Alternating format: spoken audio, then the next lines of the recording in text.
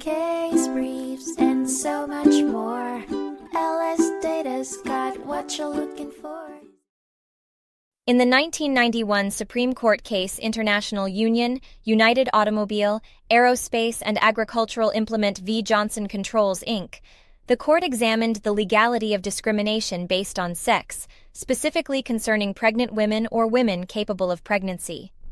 The case centered around Johnson Controls, a battery manufacturer, which implemented a fetal protection policy, excluding female employees capable of pregnancy from certain jobs due to risks associated with lead exposure.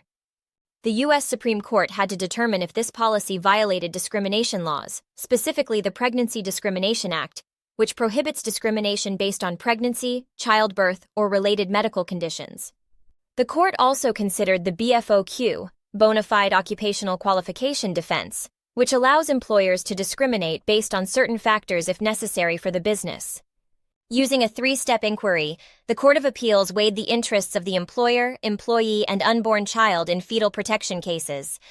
Initially, Johnson Controls required female job applicants to sign a statement acknowledging the risks they may face due to lead exposure, but later changed their policy to exclude women from jobs exposing them to lead altogether.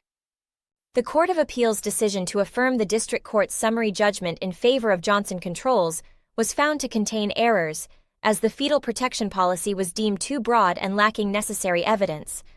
The court ruled that the defendant should have presented more evidence, and that making a judgment without a full trial was premature.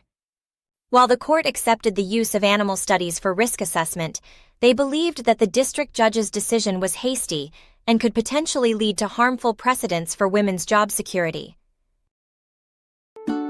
Case briefs, and so much more.